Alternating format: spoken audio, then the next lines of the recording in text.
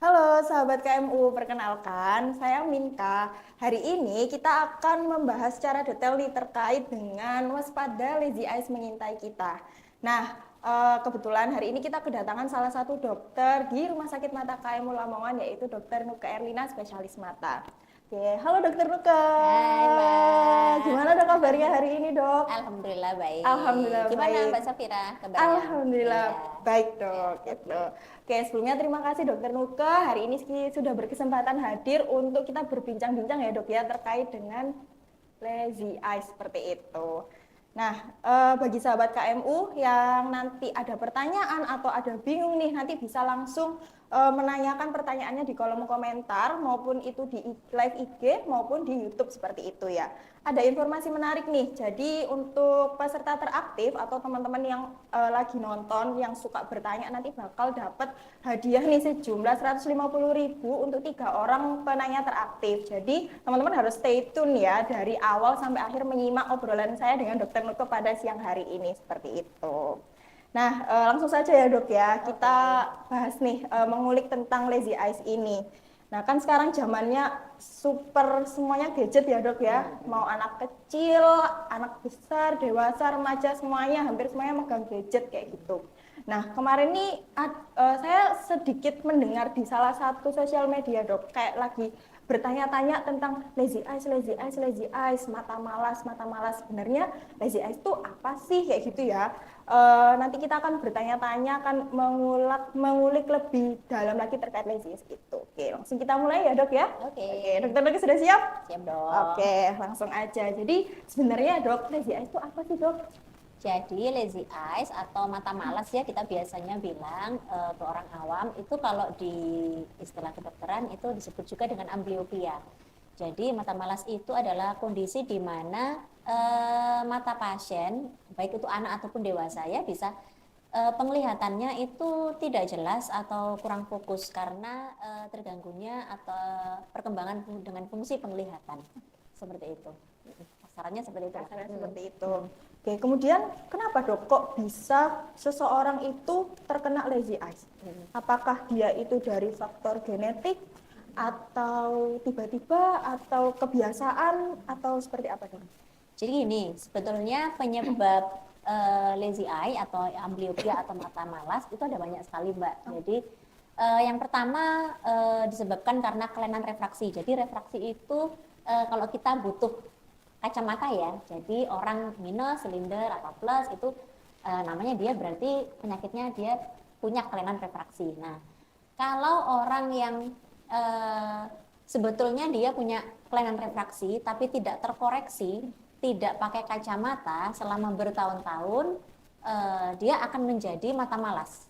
Oke. Nah, seperti itu. Itu salah satunya ya penyebabnya ya. Kemudian yang kedua, beda ukuran kacamata antara kanan dan kiri yang terlalu tinggi, terlalu timpang. Misal, yang kanan dia ukurannya -1, yang kiri dia -10.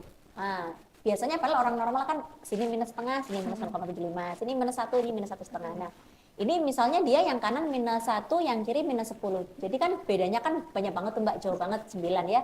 Jadi otomatis mata yang sebelah kanan yang lebih dominan itu yang akan bekerja lebih maksimal dibandingkan dengan mata yang sebelah kiri. Jadi yang sebelah kiri itu menjadi mata yang non dominan atau dominan eye, non dominan eye. Jadi otak itu akan kesulitan untuk menggabungkan supaya bayangan atau citra itu jatuhnya pas di retina gitu. Jadi beda antara -1 dengan -10 itu begini.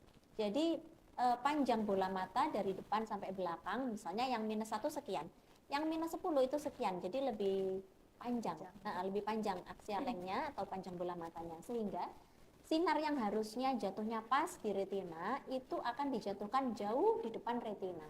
Nah, bayangkan kalau misalnya selama ini anaknya jangankan yang -1 ya, ini apalagi ini yang -10 dia tidak dipakein kacamata, jadi cahaya itu tidak pernah pas sampai di retinanya, sehingga dia kalau melihat sesuatu, melihat gambar ataupun melihat objek, dia tidak akan bisa jelas yang sebelah kiri. Nah, seperti itu, jadi kalah. Kalaupun dia pakai kacamata, kita tidak mungkin bisa meresepkan kacamata yang maksimal, misalnya yang kanan dibikin -1, yang kiri -10, tidak mungkin karena pasien akan pusing kalau dimaksimalkan. Nah, otomatis karena kondisinya seperti itu, jadi ngalah. Yang sebelah kiri pasti kita turunkan supaya pasien tetap nyaman, tapi juga masih mau pakai kacamata. Nah, itu yang kedua ya, jadi perbedaan nilai refraksi antara mata kanan dengan kiri. Penyebab yang ketiga bisa karena adanya penghalang cahaya masuk sampai ke retina. Jadi misalnya di sini, misalnya dari depan ya, kelopak mata yang turun atau istilahnya ptosis. Jadi kelopak matanya turun menutupi pupil sehingga cahaya tidak bisa masuk di retina. Satu itu. Kemudian misalnya ada sikatri kornea. Jadi mungkin dulu pernah kena trauma sesuatu ya, kemudian ada bekasnya atau jejas di kornea yang tidak bisa hilang. Kemudian dia letaknya pas juga di tengah sehingga dia tidak sehingga cahaya tidak bisa diteruskan atau tidak bisa jatuh pas di retina. Itu yang kedua. Kemudian yang ketiga misalnya dia ada katarak kongenital. Jadi katarak yang diderita anak itu sejak dia lahir. Jadi yang harusnya lensa jernih seperti ini ya, tapi di anak itu dia ada kekeruhan di lensanya, bisa seperti ini atau ini. Jadi otomatis dia akan menghalangi masuknya cahaya, dia terhalangi oleh lensa yang keruh ini atau katarak ini. Seperti itu. Jadi dan penyakit-penyakit lain yang mungkin diderita sejak kecil. Nah, itu adalah beberapa penyebab yang bisa menyebabkan anak atau seseorang timbul atau terjadinya amblyopia atau mata malas. Kemudian dok, ada nggak sih dok tanda gejala yang kita bisa aware nih kalau misalnya kita lihat tanda gejala itu bahwa ini anak kemungkinan atau seseorang itu mengalami lazy eyes atau mata malas tersebut dok? Kalau di anak-anak biasanya kalau hubungannya dengan kelainan refraksi ya, kalau biasanya hubungannya dengan kelainan refraksi, kadang-kadang orang tuanya yang notice pas datang ke kita bilangnya, ini dok, dia kalau lihat TV selalu mendekat. Nah, berarti dia kabur kan, dia nggak bisa normal seperti anggota keluarga yang lain. Padahal anggota keluarga yang lain bisa lihat dari sofa yang jaraknya mungkin 3-4 meter dari TV. Satu itu. Dua, kalau kita udah besar nih, ya kita mungkin di sekitar kita, teman kerja kita atau teman sekolah kita pasti ada yang seperti ini. Kalau lihat papan tulis atau lihat teman dari jauh ya, dia akan menyipitkan matanya. Nah, seperti itu juga salah satu upaya dia sebetulnya untuk memfokuskan supaya gambarnya itu pas di retina gitu. Jadi secara tidak sengaja seperti itu. Nah, itu kalau yang kelainan refraksi ya, karena disebabkan kelainan refraksi ya. Kalau yang disebabkan karena katarak kongenital terutamanya ya sejak kecil, biasanya harusnya ya orang tuanya terutama yang lebih aware, misalnya pada saat memandikan si anak. Kalau mandiin si anak, bayi kan masih diletakkan di meja gitu ya. Nah, biasanya kan kita kan mengusap wajahnya. Kalau pada saat kita mengusap wajahnya, kita pasti akan ada yang kok beda ya, kok matanya kok ada yang putih-putih ya, bisa seperti itu. Atau pada saat cahaya yang redup atau cahaya yang gelap itu kayak kok beda ya matanya di situ. Nah, bisa seperti itu.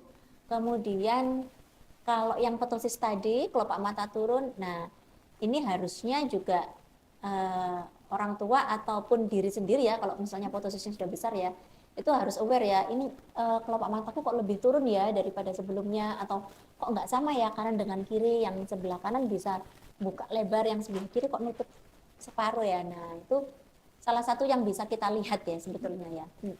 Gitu sih tanda dan gejalanya. Kemudian dok, kalau misalnya kita punya riwayat nih penggunaan kacamata, apakah dia beresiko lebih tinggi bisa terkena lazy eyes, atau apakah resikonya sama aja dengan orang-orang yang kita nggak punya kelainan kacamata atau kita nggak pernah pakai kacamata nih sama sekali? Jadi gini Mbak, dilihat dulu dia pertama kali pakainya kapan. Sebetulnya amblyopia ini bisa dicegah atau bisa diatasi lebih cepat lebih baik. Jadi misalnya dia sebetulnya punya kelainan refraksi, tapi sedini mungkin si orang tua atau pasien itu aware bahwa dirinya sebetulnya itu kabur, kamu itu sebetulnya itu kabur. Nah, cuma kadang-kadang kan anak-anak itu kan anak-anak SMP itu kan kadang-kadang maksain ya kayak gini. Nah, itu padahal harusnya itu aslinya dia itu kabur. Nah, kalau misalnya dia sedini mungkin bisa ditemukan ada kelainan refraksi dan dia segera koreksi dengan pemberian kacamata, nah insya Allah si amblyopia ini tidak akan datang ke dia. Nah, karena dia sudah cepat terkoreksi. Jadi kelainan refraksi itu kenapa alat bantunya kacamata? Karena yang tadi saya jelaskan ya, jadi bola matanya kan lebih lonjong. Misalnya ini pada kasus miopia atau minus ya. Karena bola matanya lebih lonjong, cahaya itu jatuhnya di depan retina. Nah, karena jatuhnya di depan retina, kita butuh lensa minus supaya dia mengantarkan si cahaya ini jatuhnya tepat di retina. Nah, kalau dia ada kelainan refraksi ditemukan sedini mungkin, dia cepat pakai kacamata. Nah, si retina ini kan akan sensitif sama cahaya, dia akan oh ini gambarnya, oh gini. Nah, bayangkan kalau misalnya dia sebetulnya dia harusnya sudah pakai kacamata sejak TK, tapi dia baru datang ke kita SMP. Banyak itu Mbak, terjadi di praktek kita sehari-hari itu banyak sekali ya seperti itu. Eh, Kebanyakan di anak-anak itu ya sudah terjadi amblyopia. Jadi datang udah dalam keadaan langsung -4, -3 atau -5 gitu. Terus kalau ditanyain dulu sebelumnya pernah pakai kacamata nggak? Enggak, belum pernah. Nah, itu biasanya dia dikoreksi dengan kacamata koreksi terbaik pun atau maksimal untuk anaknya, dia tidak bisa melihat sampai huruf yang paling kecil. Nah, itu yang namanya mata malas atau amblyopia ya. Jadi dengan dikoreksi dengan kacamata semaksimal untuk anak itu atau orang itu, dia tidak bisa melihat huruf yang paling kecil. Seperti itu. Oke, ini ada beberapa pertanyaan nih dok dari teman-teman sahabat KMU nih dok. Pertama dari Ali Ranyaran. Ciri khas mata malas dan bedanya dengan mata lelah itu apa dok? Terutama kalau misalnya kita sehari-hari full di depan gadget atau depan komputer gitu. Jadi beda ya kalau mata malas dengan mata yang lelah ya tadi ya. Iya, mata lelah. Kalau mata malas itu untuk penglihatan jauhnya. Kalau mata malas itu untuk penglihatan jauhnya, dia tidak fokus, dia blur, dia kabur. Walaupun dia sudah dibantu dengan alat bantu kacamata, dia tetap tidak bisa yang lihat yang kecil sekali, dia tidak bisa. Kalau mata malas beda. Kalau mata malas atau kalau mata lelah, dia karena akibat aktivitasnya dia lihat gadget sehari-hari yang terlalu lama, biasanya keluhannya lebih sekitar pusing, kemudian lelah di sekitar mata, kemudian bisa rasanya kayak rasanya panas, lelah, kayak pengen merem gitu aja, rasanya seperti itu. Mungkin dia tidak ada kelainan refraksi, dia untuk lihat jauhnya dia sebetulnya jelas, tapi karena dia terlalu banyak aktivitasnya lihat dekat atau lihat gadget, sehingga akan terjadi mata lelah. Nah itu, jadi itu bedanya ya. Beda. Kalau mata malas kan jauhnya ya. Kalau mata lelah lebih ke eye strain, jadi kayak otot-otot matanya terlalu bekerja terlalu keras. Nah gitu. Oke, kemudian ini ada lagi dok dari @ana_FZ. Apakah mata malas akibat kebanyakan gadget? Kalau iya berapa sih lama yang idealnya screen time untuk anak perharinya? Sebetulnya gini, mungkin kalau mata malas karena gadget enggak ya. Tapi kalau karena gadget jadi ada kelainan refraksi itu iya. Nah gitu. Jadi kalau tapi idealnya, sebenarnya udah ada penelitian sini. Memang kalau terlalu lama kita lihat gadget terlalu lama, jadi nanti mata itu akan dipaksa untuk akomodasi terus lensanya Mbak. Nah sehingga ini lama-lama anak ini jadi ada ukuran minusnya nih lama-lama. Nah jadi makanya kenapa kita selalu edukasi ke pasien-pasien yang pada saat datang dia sudah ada minusnya banyak, dan kalau kita tanyai kamu main HP nggak di rumah? Oh, biasanya ibunya ya yang bilang, oh iya dok, ini lu mama ini, itu lo dengerin. Nah, biasanya tuh kayak gitu. Berapa jam bu biasanya? Waduh, wes gak kenal jam dok, jam-jaman. Nah, kayak gitu-gitu ya biasanya ya. Nah, padahal kalau dari penelitian, idealnya dalam satu hari itu kita sebaiknya aktivitas di depan gadget itu maksimal 1,5 jam per hari saja. Lebih dari itu bisa meningkatkan miopianya atau minusnya tuh lebih cepat, datangnya tuh lebih cepat gitu loh daripada kalau kita nggak kalau kita aktivitas di depan gadgetnya lebih sedikit. Jadi kalau tapi pada orang-orang yang terpaksa mau tidak mau karena pekerjaannya di depan gadget ya kan banyak ya administrasi ya pegawai di kecamatan, kelurahan, di kantor yang memang aduh gimana dok pekerjaan saya soalnya di depan komputer, mau nggak mau ya saya harus begitu. Biasanya mereka jam kerjanya misal dari jam 8 sampai jam 16 ya, jam 8 sampai jam 4 sore. Ya, untuk mengurangi keluhan seperti mata lelah, bukan mata malas ya. Jadi harus ada kayak visual hygiene. Jadi rule of 20, tiap 20 menit kita lihat gadget, matanya diistirahatkan untuk lihat jauh sejauh 20 kaki atau 6 meter selama 20 detik. Nah, itu untuk mengurangi terjadinya mata lelah ya. Kalau untuk gadget hubungannya sama mata malas sebenarnya tidak berhubungan langsung, cuma karena gadget yang terlalu lama dia jadi minus. Nah, iya, itu iya. Nah, karena dia minus, nanti dia lihat jauh nggak jelas. Nah, karena dia lihat jauh nggak jelas dan dia nggak mau pakai kacamata atau nggak mau periksa sebetulnya dia itu ada ukuran kacamata apa enggak, jadinya mata malas. Nah, itu bisa. Nah, gitu. Jadi berhubungan tapi tidak langsung. Oke. Nah, Jadi kayak mencetus, ya betul. cuman nggak langsung tiba-tiba karena gadget malas nih ya, mata Ya, malas kayak enggak. gitu. Sini ada lagi dok dari Linda_Devita. Mata malas itu apakah disebabkan dari genetika dan lahir ADHD atau lahir prematur ya dok? Oke, kalau genetik beberapa di literatur yang saya baca, iya memang bisa. Cuma bisanya itu juga dilihat dulu Mbak, penyebabnya apa. Kebanyakan penyebabnya lah yang bikin dia genetik itu yaitu penyebabnya itu. Nah, gitu. Jadi bukan ambliopianya terus dia jadi ikut amblyopia enggak. Cuman penyebab ambliopianya inilah yang bisa diturunkan secara genetik. Misal orang tuanya pakai kacamata tebal. Nah, seperti itu. Kemudian anaknya, oh iya bapaknya ini ada lazy eye nih, anaknya juga. Nah, sebetulnya bukan karena itunya, tapi karena mungkin yaitu tidak terkoreksi. Nah, seperti itu. Kemudian adanya katarak kongenital. Oh, dulu bapaknya juga kataraknya cepat banget nih. Umur misalnya masih muda gitu sudah operasi katarak. Nah, kebetulan anaknya juga seperti itu. Jadi sebenarnya bukan mata malasnya yang diturunkan secara genetik, tapi penyebab dari mata malasnya itu yang bisa diturunkan secara genetik. Itu. Kemudian nih ada lagi dok dari Ana_FZ. Assalamualaikum, anak saya kalau mincingkan mata sering ucek mata dan matanya juling, apakah bisa ya bikin mata malas? Nah, bisa banget nih, juling tuh bisa bikin mata malas atau lazy eye ya. Jadi pasti apalagi kalau misalnya julingnya salah satu mata ya. Jadi ini seperti yang tadi minusnya kanan dan kiri beda. Jadi dia yang dipakai hanya satu mata, sedangkan yang satunya karena tidak dipakai dalam tanda kutip, jadi dia gitu. Jadi kayak langsung bergulir juling. Nah, sehingga yang juling itulah yang bikin mata malas. Jadi dia karena dia tidak terbiasa melihat objek pada tempatnya, sinarnya juga otomatis tidak jatuh pas di retina, sehingga dia menyebabkan mata malas pada mata yang juling tadi. Gitu. Oke, kita mengingatkan lagi untuk sahabat KMU yang masih ada pertanyaan bisa langsung aja bertanya di via komentar baik itu di live IG maupun di YouTube seperti itu. Ini masih ada lagi dok. Hadiahnya apa Mbak tadi Mbak? Di YouTube dan juga Instagram. Hadiahnya apa? Hadiahnya kita dapat 150.000 untuk 3 orang pemenang. Oke. Nggak ada hadiah nonton konser mungkin? Aduh, kayak gitu saya juga mau dok nonton konser.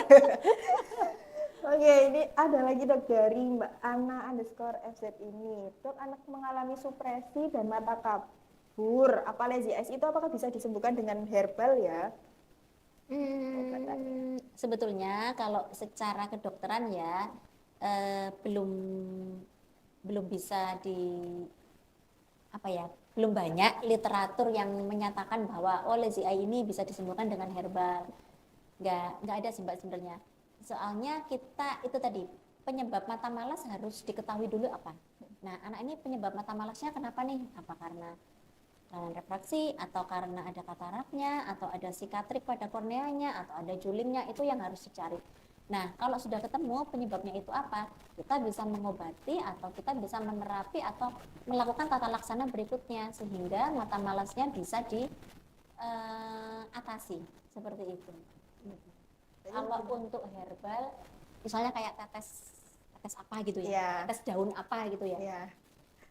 Rasa-rasanya kok kita tidak pernah menyarankan ya, sebaiknya tidak, karena gini, kadang beberapa orang ada juga yang datang ke kita karena habis ada obat apa tukang obat keliling, nah dikasih ini tetes mata, tetes daun kitolot apa-apa gitu loh, nah kayak gitu. Tapi pasien datang ke kita dengan kondisi mata merah dan ada putih-putih di tengahnya, jadinya ulkus kornea akibat penetesan tetes mata herbal itu juga beberapa terjadi juga di klinik yang datang ke kita ya. Nah, kenapa kok tidak disarankan? Karena sebetulnya jadi sebetulnya semua obat-obat yang masuk ke kita, mau itu obat minum, maupun itu obat tetes, maupun itu obat injeksi, sebetulnya itu harus melalui berbagai macam penelitian, dan itu penelitiannya lama ya Mbak ya. Dicobakan ke mungkin hewan iya, dicobakan ke jaringan, dicobakan ke manusia iya, dan itu membutuhkan waktu yang lama. Nah, sedangkan kalau herbal itu biasanya mereka tidak melalui penelitian yang lama itu, mereka hanya skip di satu fase aja, fase yang kedua, tiga, empat, mereka nggak melaluinya gitu. Jadi untuk saat ini sih memang masih belum ada literatur yang menyatakan bahwa oh herbal A, kandungan A dapat menyembuhkan, apalagi menyembuhkan ya, apalagi menyembuhkan amblyopia atau mata malas, kayaknya itu nggak ada. Cuma, nah ini beberapa pasien gini, dok kok bisa sih anak saya kena ini apa namanya mata malas, atau kok bisa sih minusnya banyak padahal setiap hari saya juskan wortel. Iya. Nah, kayak gitu-gitu Sering itu sih, ya. Dok, Sering banget gitu. Sebetulnya tidak ada yang salah dengan wortel ya. Tolong jangan difitnah itu wortel. Iya juga. Sebenarnya nggak ada yang salah dengan wortelnya. Cuman begini. Jadi kandungan apapun di sayur dan buah-buahan itu kan baik. Jadi itu kan seperti antioksidan ya. Dia baik untuk untuk saraf mata kita. Jadi untuk meningkatkan kualitas penglihatan itu oke. Cuma dengan kamu banyaknya mengkonsumsi jus itu tidak bisa loh ya menurunkan minus itu loh. Itu yang harus dikoreksi, maksudnya kebanyakan kita ya, kan memang orang tua yang kadang tidak denial mengerti ya dok ya, kayak betul. anaknya minus terus ya udahlah gak usah pakai kacamata, minum jus wortel yang banyak, minum makan sayur yang banyak gitu. Nah itu ternyata itu, kan salah persepsi jadi gitu. Kalau memang harus pakai kacamata, kalau memang waktu periksa ke dokter mata dan dia, Bu, ini anaknya harus pakai kacamata ya, apalagi minusnya udah banyak. Jangan diarahkan dengan hanya minum jus atau makan sayur dan buah ya, tapi juga dipakaikan kacamata. Itu penting karena kalau hanya minum jus wortel saja, dia tidak akan memperbaiki penglihatan dan dia tetap akan terjadi lazy eye tadi karena tidak tertolong dengan kacamata yang seharusnya ukuran yang pas untuk gitu. Ini sahabat KMU harus didengarkan dengan detail ya. Kadang kita karena dengernya setengah-setengah ya dok ya. Jadi orang-orang kan salah persepsi seperti itu. Padahal harusnya informasi itu lengkap, tapi karena dipotong-potong akhirnya. Karena juga ini ya, kalau minus itu kan minus atau silinder itu kan karena panjang bola mata maupun mungkin bentuk kornea mungkin tidak normal. Nah, kalau dia itu minus panjang bola matanya kan panjang seperti yang saya bilang tadi ya, mau diminumin wortel 1 jerigen, 2 jerigen, 3 jerigen per hari, dia tidak akan bisa memendekkan bola matanya. Apalagi kalau misalnya kita ketemunya dia minus 5 itu udah masih umur 7. Nah, sedangkan kelainan refraksi itu masih bisa berubah-ubah dan masih bisa berkembang sampai anaknya sekitar umur 18 sampai 20 tahun. Otomatis minusnya akan nambah. Nah, minusnya nambah ini bukan karena dia pakai kacamata, bukan, tapi karena dia tumbuh dan berkembang. Badannya kan ikut tinggi. Nah, bola matanya juga ikut berkembang. Nah, seperti itu. Ya, itu yang harus dimengerti. Oke, kemudian tadi kita sempat bahas tentang pengobatan ya dok ya. Ini dari akun Lala Siregar 17. Kalau udah dewasa atau tetap bisa disembuhkan ya dok dengan terapi apa, dan bedanya dengan mata juling itu apa? Ini apanya? Jadi terapi, iya, lazy eyes itu ada pengobatannya nggak sih dok yang bisa kita lakukan nih kalau misalnya sudah terlanjur terkena? Jadi seperti yang saya bilang tadi ya Mbak di awal, jadi amblyopia itu harus tahu dulu penyebabnya apa. Jadi kalau sudah tahu penyebabnya bisa diobati dengan segera atau bisa ditata laksana dengan segera. Misalnya dia bukan kelainan kacamata nih, misalnya karena kataraknya, ya kataraknya harus diambil. Itu harus. Karena dia menghalangi, dia jelas-jelas menghalangi jalannya sinar masuk ke retina atau saraf mata kita. Nah, yang menghalangi itulah yang harus diambil, diganti dengan lensa yang baru. Nah, kemudian kalau misalnya dia ada ptosis atau kelopak matanya turun, bisa nggak ya lazy eye-nya diobati? Tetap masih bisa kita berusaha dengan cara dikoreksi kelopak matanya. Jadi biasanya koreksinya itu pada rekonstruksi kelopak mata ya. Nah, jadi secara kosmetik pun kan juga lebih bagus kalau antara kanan dengan kiri sama gitu ya. Jadi yang ini terbuka lebar, yang ini cuma separuh. Nah, karena ini cuma separuh, jadi dia juga akan menghalangi cahaya masuk ke retina. Otomatis ini harus dibetulkan dengan kelopak matanya diangkat. Nah, seperti itu. Jadi harus tahu dulu penyebabnya apa. Jadi sebenarnya kuncinya adalah kita tahu dulu ya dok ya. Ya, Maksudnya betul. nggak langsung tiba-tiba mata malas tuh ada karena mata malas itu ada karena sesuatu. Jadi kita harus tahu sesuatunya dulu. Betul. Kemudian nih dok, ini ada yang ditanya dari Lulu.Setiawati 05. Kalau mata minus tapi nggak pakai kacamata akibatnya lebih fatal kah dok? Ya, tentu akibatnya lebih fatal ya. Satu, tetap kabur. Pasti tetap kabur. Kalau misalnya kamu harus pakai kacamata, tapi kamu nggak mau pakai kacamata nih, ya tetap kabur. Kadang-kadang anak-anak itu denial dengan enggak tuh masih jelasnya itu padahal itu kayak nebak aja gitu loh. Betul, itu angka 6 betul, tapi tepi-tepinya itu nggak fokus. Nah, seperti itu. Begitu dipasang lensa sesuai ukurannya dia, nah ini jelas. Nah, beda ya. Sama ini beda nggak? Kita lepas, kita pasang, kita lepas, iya beda. Nah, kayak gitu-gitu. Kadang anak-anak itu dinilai dengan seperti itu. Dan mereka dinilai karena mereka bisa memicingkan gini, masih jelas kok. Nah, seperti itu. Jadi memang kalau memang miopia atau dia harus pakai kacamata, nggak pakai kacamata, ya jelas gini. Jelas akan ada akibatnya. Iya. Akibatnya nomor 1, kamu pasti akan tetap kabur. 2, mata malas tadi. Karena tidak terkoreksi dengan alat bantu. Alat bantunya bisa kacamata, bisa lensa kontak, kalau udah umur 18 tahun ke atas, bisa lah dilakukan plastik. Kemudian dok, apakah resikonya itu lebih tinggi mana sih dok antara anak-anak sama orang dewasa untuk mengalami lazy eyes ini dok? Atau ya semuanya beresiko? Gini ya sebenarnya, semakin kita lambat untuk menyadari bahwa kita tuh ada penyebab terjadinya kita lazy eye, jadi semakin nggak tertolong itu apa ya, bahasa Jawanya mungkin kasep ya, udah terlambat gitu loh. Ditolong pun mungkin bisa, dia akan maju penglihatannya, cuma nggak bisa maksimal. Lebih bagus pada saat dia ditolong dulu awal-awal nih, pada saat awal ditemukan, misalnya umur dia masih bayi atau balita. Nah, seperti itu. Jadi baik anak maupun dewasa bisa terkena lazy eye. Nah, mana yang lebih berisiko?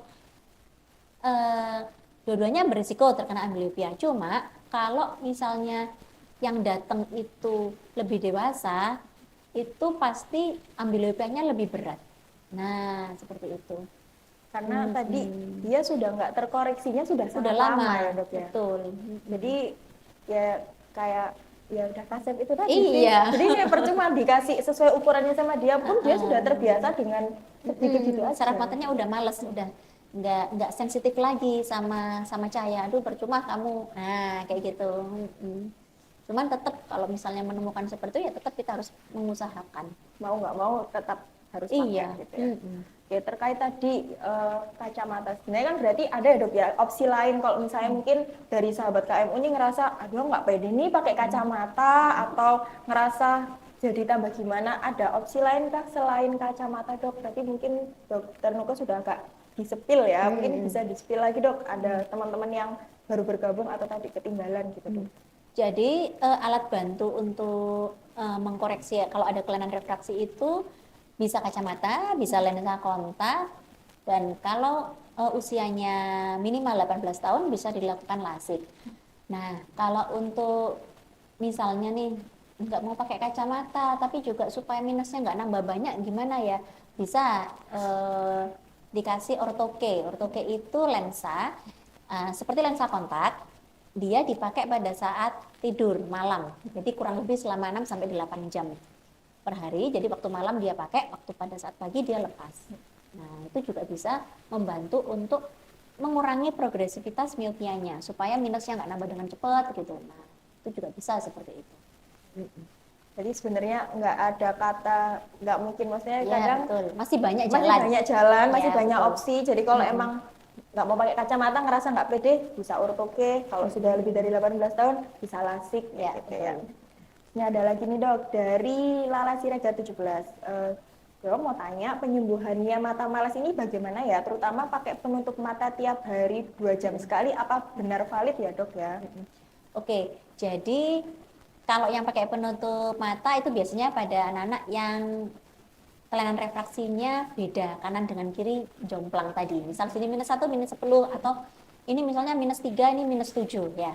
Nah, biasanya yang minusnya lebih kecil itu akan ditutup atau apa namanya dikasih kacamata, tapi yang mata yang lebih bagus itu diburemkan, lensanya diburemkan, atau pakai patch. Jadi bentuknya seperti Bajak laut di buku. plester. Nah, Oke. seperti itu. Kalau di luar negeri lucu-lucu ya plesternya gitu. Nah, itu dilakukan tiap hari 2 jam, 2 sampai 3 jam per hari, seperti itu. Kenapa harus seperti itu? Hal itu untuk melatih mata yang malas tadi supaya dia terbiasa nih kena cahaya, dia terbiasa kena sinar, kemudian supaya retinanya nggak males lagi. Harapannya seperti itu.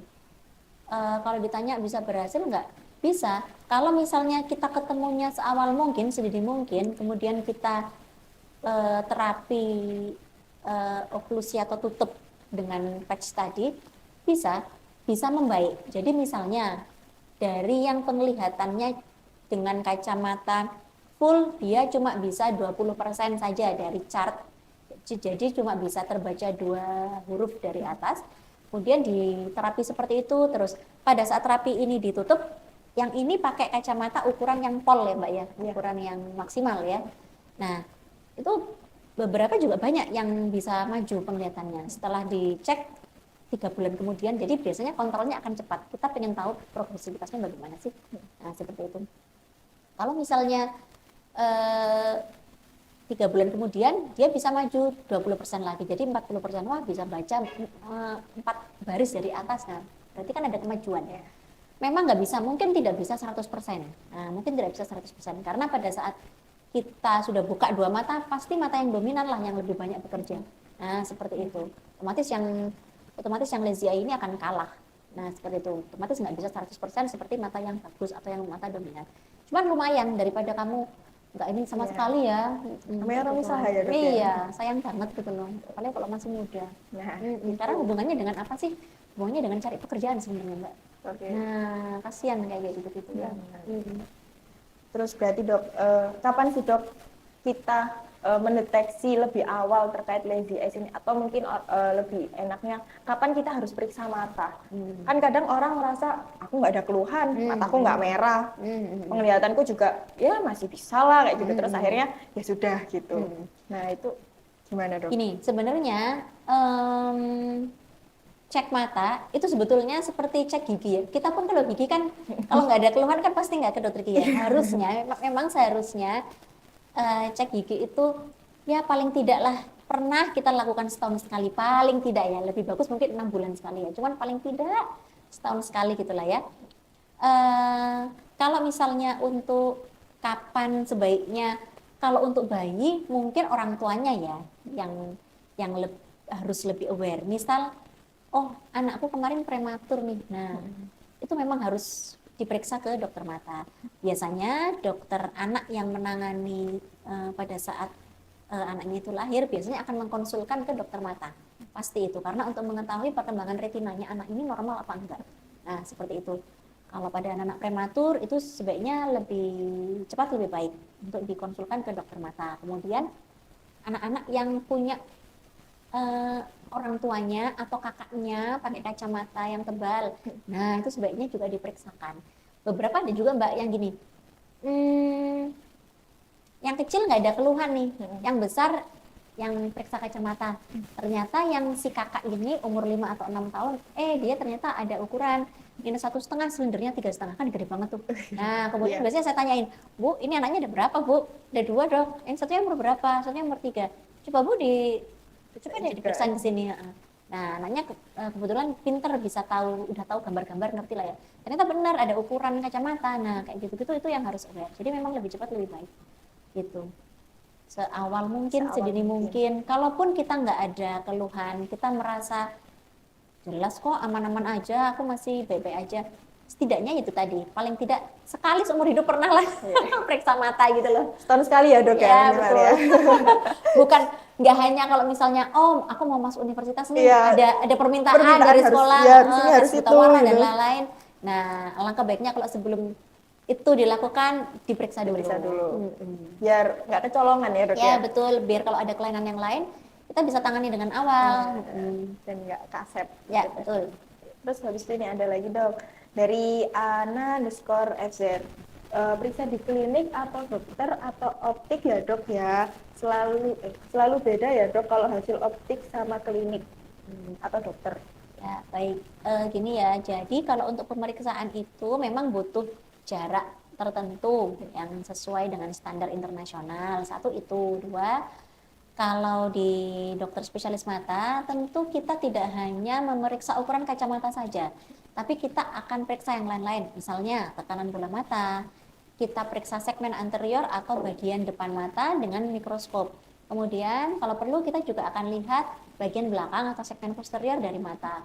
Kenapa sih anak ini nggak maju penglihatannya, ada apanya ya di belakang ya, ada sesuatu nggak, seperti itu. Baik anak-anak maupun dewasa pasti kita periksa seperti itu. Jadi memang alangkah lebih baik kalau periksanya di dokter spesialis mata. Itu karena pemeriksaannya lebih holistik, lebih A to Z gitu loh. Jadi sebenarnya baik kalau kita lihat baiknya ini sekalian ke dokter karena kita nggak hanya dicek untuk kacamatanya aja, Ya, tidak hanya tapi ukuran keseluruhan. ya Kayak betul. gitu.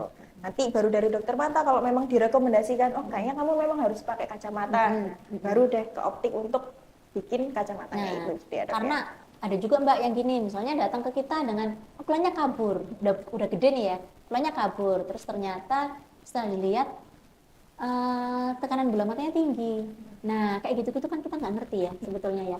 Tingginya emang nggak tinggi-tinggi banget, tingginya sekitar tekanan bola matanya sekitar 27, 28, sedangkan orang normal harusnya kurang dari sama dengan 21. Nah, kayak gitu-gitu itu yang di optik memang tidak ada. Nah, di situ baru kita lihat saraf matanya, oh ternyata ada glaukomanya. Kamu nggak hanya butuh kacamata, tapi kamu juga butuh terapi untuk glaukomanya. Nah, kayak gitu-gitu yang kita nggak ngerti kalau kita tidak ke dokter spesialis mata. Gitu.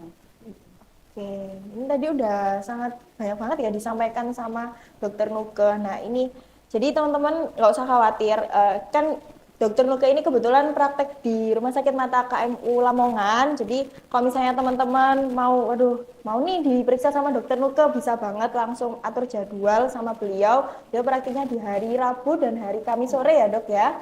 Nanti bisa langsung ke sini, atau kalau misalnya teman-teman yang domisilinya nggak di Lamongan, atau lagi jauh di luar kota pengen tetap mau tanya-tanya sama dokter Nuke, bisa dok, kita ada namanya telecons. Jadi kita fasilitasi teman-teman buat konsultasi via online dengan dokter kayak gitu. Nah nanti bisa langsung atur jadwal kapannya, itu juga bisa disesuaikan sesuai dengan yang dipinginnya itu kapan, dan nanti bisa langsung komunikasi sama dokter Nuke gitu. Jadi kita nggak terbatas jarak dan betul. waktu, Iya, karena ya tadi salah satu keuntungan teknologi. ya betul. Kita harus sangat bijak ya dok Iya. ya memanfaatkan teknologi ini gitu. Jadi teman-teman yang kira-kira pengen nih tanya-tanya sama dokter Nuke atau ada keluhan mata kayak gitu, bisa langsung atur jadwal karena kita ada namanya telecon seperti itu. Buat kalau misalnya dapat obat juga jangan khawatir, karena obatnya nanti bisa dikirimkan ke rumahnya teman-teman yang masih di domisili Lamongan, atau nanti kita bisa kopikan untuk resepnya seperti itu. Gitu, luar biasa ya dok ya obrolan kita siang menuju sore ini. Ya, wow banget. Nah kemudian dok, saya tuh pernah dengar dok, katanya kalau kalau tadi terkait lazy eyes, terus kalau misalnya tadi dia tidak terkoreksi secara benar, kan tadi bisa kemungkinan untuk juling ya dok ya, kayak gitu. Nah kayak gitu tuh kalau misalnya sudah terlanjur juling, apakah dia tetap bisa balik lagi atau gimana dok? Kembali ini maksudnya bola matanya kembali lurus gitu. Iya kembali lurus, kemudian lazy eyes-nya juga hilang kayak gitu. Beberapa yang karena julingnya karena kelainan refraksi bisa kembali mbak. Bisa kembali. Bahkan kapan ya, beberapa bulan yang lalu saya operasi katarak pasien yang minusnya banyak dan dia ada kataraknya juga. dan dia nggak juling. Waktu ada kataraknya itu dia nggak juling. Kemudian setelah kataraknya diambil, itu ke tengah loh. Karena kalau operasi katarak, kita selain mengambil kataraknya, kita kan sekaligus mengkoreksi kelainan refraksinya dengan kita menanamkan lensa tanam itu ya. Nah, dia sendiri juga kaget. Dia dan suaminya kaget loh. Kok jadi ke tengah ya? Kok jadi nggak juling lagi ya kamu gitu. Jadi memang kalau misalnya julingnya itu karena disebabkan karena kelainan refraksi, kalau sudah dibantu dengan alat bantu, salah satunya ya kacamata itu ya, itu biasanya pasien akan ke tengah. Tapi begitu dilepas, nyek gitu. Nah, jadi bergulir lagi seperti itu. Tapi beda lagi kalau misalnya julingnya bukan gara-gara itu ya. Misalnya julingnya memang betul-betul karena ada parese atau ada kelemahan di saraf penggerak bola mata. Nah, itu memang tidak bisa kembali lagi ke tengah sendiri dengan sendirinya, itu memang sulit. Nah, biasanya itu akan dikoreksi. Jadi dioperasi strabismus ya. Jadi dikoreksi julingnya supaya dia bisa kembali ke tengah. Kayak itu. Kemudian dok, semisal kita sebelumnya, ini 2 case ya dok ya. Pertama kita belum pernah pakai kacamata, terus kita periksa ternyata di ukuran tuh muncul nih cuman 1/4 atau 0,75 kayak gitu ya minus. Terus habis itu kita coba dicek tajam penglihatan kok masih 100%. Nah kayak gitu tetap harus pakai kacamata nggak sih dok? Kalau biasanya kalau banyak ya biasanya ya kadang-kadang kasus seperti itu ya. Biasanya rata-rata pemakai gadget nih yang kayak gini nih. Biasanya kayak gitu. Jadi kadang-kadang di mesin untuk pengukur kacamata dia berubah-ubah. Nah, satu itu, dua, dia biasanya usianya masih muda. Kemudian dia pemakai gadget. Nah, kalau seperti itu biasanya kita tidak langsung memberikan dia resep kacamata. Kita mengedukasi untuk coba stop dulu gadgetnya. Semua gadget stop dulu, kurang lebih 2 minggu, minimal 2 minggu. Stop dulu, lebih banyak aktivitas yang untuk di luar atau lihat jauh seperti itu. Nanti pada saat kembali kita ukur ulang. Nah, itulah ukuran yang sesungguhnya. Biasanya seperti itu. Banyak yang seperti itu, Mbak. Datang ke kita setelah kita suruh off gadget 2 minggu. Iya, Dok, sudah enak. Jadi nggak pakai kacamata sebenarnya dia. Nah, itu tadi yang saya bilang kenapa kok gadget itu bikin kita jadi minus karena lensanya akomodasi terus sehingga mesin pembaca kelainan refraksi atau autorefraktometernya itu kebacanya jadi minus terus padahal sebenarnya dia nggak ada. Cuman karena dia akomodasi terus di depan gadget jadi dia seperti itu bisa seperti itu. Atau gini dalam 2 minggu misalnya waduh dok nggak mungkin saya off gadget karena pekerjaan saya harus di depan komputer.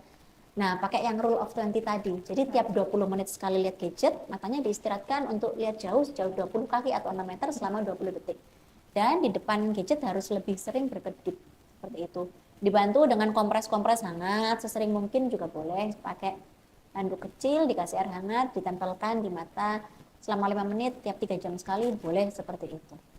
Gitu. Kemudian terakhir nih dok ya, kalau misalnya, kan tadi case-nya belum pernah pakai kacamata. Kalau dia sudah pernah pakai kacamata, terus misal awalnya dia minusnya 2 atau 2,5 lah, kemudian dia sudah 1 tahun, kacamatanya sudah nggak enak, dia cek lagi, tiba-tiba minusnya sudah naik sampai minus 4 kayak gitu. Tapi ternyata dicobakan itu dia hanya enaknya di minus 3 kayak gitu, sedangkan di alat itu minus 4 gitu. Nah, kayak gitu apakah dia resiko juga ke lazy eye dalam artian harusnya diukur minus 4 tapi kok ternyata kacamatanya jadi 3 kayak gitu atau nggak apa-apa dok? Jadi gini, biasanya pengukuran tidak hanya 1 kali ya, pengukuran di autorefraktometer itu tidak hanya 1 kali. Kalau misalnya kok kok berubah-ubah terus ya biasanya kita ulang minimal 3 kali. Kalau misalnya sudah istiqomah di angka itu, nah itu yang kita cobakan. Kalau misalnya aduh nggak enak, misalnya dia enaknya di 3. Nah mungkin di matanya pasien itu dia ada akomodasi di matanya. Jadi gini, harusnya dia memang pakai minus 3, aslinya dia pakai minus 3, tapi matanya akomodasi maksimal, lensanya akomodasi maksimal sehingga terbacanya itu seperti minus 4. Nah, prinsip pemberian kacamata itu adalah yang senyaman mungkin untuk pasien, gitu. Bukan seterang mungkin terang tapi sakit banget. Nah, sakit banget karena kayak terlalu banyak cahaya yang masuk seperti itu. Jadi prinsipnya senyaman mungkin. Jadi kenapa kok kalau kita cek kacamata kita agak lama karena kita coba satu-satu kita naikkan sedikit-sedikit gitu. Mana yang paling nyaman? Ini enak nggak? Enak. Oh enakan tadi. Ini enak nggak? Terang tapi sakit nih. Nah ini lebih nyaman yang ini. Nah seperti itu. Jadi memang harus pelan-pelan ada step-stepnya kita naik turunkan seperempat seperempat seperti itu. Yang senyaman mungkin sih prinsipnya. Oke, kemudian nih dari dokter Nuke ada nggak sih dok tips terhindar dari lazy eyes ala dokter Nuke seperti itu? Oke, mungkin tips yang pertama segera kenali kalau misalnya di sekitar kita ada yang, kalau anak ya, pada anak ya mungkin anaknya yang kecil mungkin ada putih-putih di matanya. Nah, itu segera kenali. Kalau ada ketemu itu segera ke dokter spesialis mata. Kemudian segera kenali misal kelopak matanya lebih turun sebelah. Nah, itu juga harus segera ke dokter spesialis mata. Dan kalau misalnya anaknya selalu mendekat ke TV, kalau lihat padahal teman-temannya atau keluarga yang lain lihatnya dari sofa atau tempat duduk yang semestinya, nah itu juga salah satu tanda untuk mengenali bahwa sebetulnya anak ini ada kelainan nih di matanya. Mungkin tidak lazy eye saja, tapi yang lain. Nah itu, jadi memang kita harus mengenali dan lebih cepat lebih baik. Dan tidak sedikit ya, tidak jarang yang datang ke kita malah bukan karena orang tuanya, karena disuruh gurunya. Nah itu banyak banget tuh, ya disuruh gurunya, soalnya ini anaknya kalau di lihat papan tulis harus ke depan banget. Nah itu banyak juga ya, jadi dengarkan apa kata guru. Dan ini nih, anak-anak ini anak kecil itu kadang ada yang takut bilang sama orang tuanya bahwa sebetulnya dia kabur. Nah takut nanti aku ini dikira aku bohong, nanti dikira aku pengen pakai kacamata untuk gaya-gayaan, padahal aku emang kabur. Nah itu ada Mbak, memang pasien seperti itu ya. Saya memang mengalami kayak gitu ya. Loh kenapa? Iya takut sama mama. Loh ngapain takut? Kayak gitu ya. Jadi kenali sedini mungkin, kenali anak. Dan misalnya memang, aduh orang tuanya sibuk banget nih bekerja. Nah bekerja tapi kan tidak 24 jam ya. Setidaknya pada saat weekend gitu kita senggangkan untuk memperhatikan si anak ini bagaimana nih perkembangannya gimana. Terus misalnya caranya dia meraih itu kalau masih kecil ya, kalau udah besar gitu enak ya, kalau masih kecil banget misalnya dia ada mainan yang harusnya untuk kelihatan dia harus mendekat dulu. Nah seperti itu. Tadi udah dijelaskan ya teman-teman ya, dari tips ala dokter Nuke, jadi harus dicatat baik-baik biar kita bisa terhindar dari lazy eyes. Oke, tidak terasa udah hampir 1 jam nih dok kita berbincang terkait dengan lazy eyes. Iya, nggak kerasa ya dok ya. Baru tadi mulai kok udah selesai nih. Gitu. Harusnya ini 24 jam nih. Oke, siap. 24 jam. Tenang, untuk layanan di RS Mata KMU 24 jam dok. Kita IGD-nya 24 jam. Jadi teman-teman, kalau sore hari Rabu Kamis bisa bertemu dengan dokter Nuke di RS Mata KMU. Kalau malam ada keluhan mata yang gawat bisa langsung ke RS Mata ketemu saya. Waduh. Gitu. Oke, langsung aja. Jadi tadi kita udah banyak ya bahas tentang lazy eyes. Jadi gimana tadi penyebabnya, gimana kok bisa terkena lazy eyes, resikonya apa saja. Terus yang saya tangkap adalah kita harus aware ya dok ya. Kita sebagai yang punya diri kita dan apalagi orang tua untuk anak-anaknya itu harus aware kalau misalnya emang anak udah kerasa ini buram atau dilihat tadi ciri-ciri yang sudah dijelaskan sama dokter Nuke bisa langsung periksa aja. Kenapa? Karena lebih cepat kita tahu, lebih cepat kalau misalnya memang ada kelainan refraksi ditangani, maka lazy eyes itu pun juga resikonya akan menurun seperti itu. Oke, seru banget ya dok ya obrolan kita dok sore ini. Lebih seru dari nonton konser gak dok? Tahu lang konser itu juga seru mbak. Oke. Sebelumnya terima kasih banyak kepada dokter Nuke yang luar biasa banget informasinya pada siang hari ini. Oke. Dan sangat bermanfaat nih buat sahabat KMU. Sekali lagi terima kasih banyak ya dok. Jangan bosan-bosan untuk kita nanti bisa berbincang-bincang lagi di lain kesempatan. Oke, nah, tadi di awal kita sudah menyampaikan nih ke teman-teman bakal ada 3 pemenang peserta teraktif. Nanti teman-teman bisa standby di Instagramnya rs.klinikmata KMU, nanti akan diumumkan ya di sana nanti malam, jadi standby. Nanti kalau misalnya memang wah nama saya bisa langsung di DM, diminta ditagih hadiahnya ya teman-teman ya, seperti itu.